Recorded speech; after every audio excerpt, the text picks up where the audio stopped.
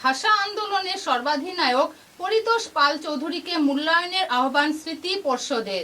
শিলচর 17 মে 1961 সালের ঐতিহাসিক বাংলা ভাষা আন্দোলনের সর্বাধিনায়ক এবং গণসংগ্রাম পরিষদের অন্যতম প্রধান নেতা ছিলেন পরিতোষ পাল চৌধুরী।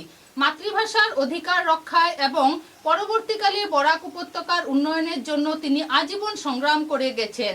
বাংলা ভাষা আন্দোলনের সর্বাধিনায়ক পরিতোষ পাল চৌধুরীকে যেভাবে মূল্যায়ন করার কথা ছিল সেভাবে মূল্যায়ন করা হচ্ছে না।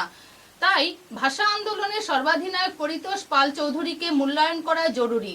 পরিতোষ পাল চৌধুরী ভাষা আন্দোলনের পাশাপাশি তিনি বরাক উপত্যকার সার্বিক বঞ্চনার বিরুদ্ধে সোচ্চার ছিলেন। একই সঙ্গে বরাক উপত্যকার মানুষ একাদশ ভাষা শহীদ দিবসকে ভাষা অধিকারের জন্য ভাষা শহীদ দিবস হিসাবে পালন করে আসছেন। কিন্তু পরিতাপের বিষয়, সুদীর্ঘ বছর পরেও একাদশ ভাষা শহীদকে সরকারিভাবে স্বীকৃতি দেওয়া হয়নি।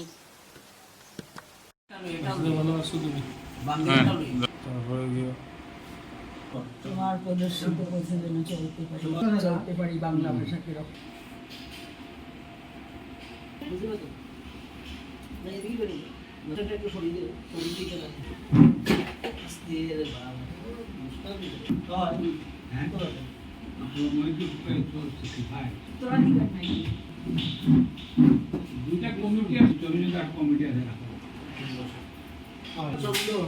কতজন স্কুল আর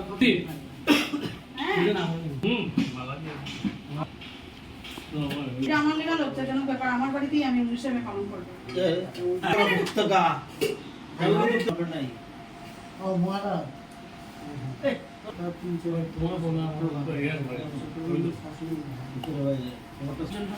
আজকে আমরা যথেষ্ট দুঃখিত, আমাদের পরিবারটা দুঃখিত যে আমরা বিনিময় উনি তো কিছু পেলেনি না, আমরাও অন্তত পক্ষে যদি দেখতে পেতাম উনি কিছুটা স্বীকৃতি পেয়েছেন যে আমাদের আত্মতুষ্টি হতো।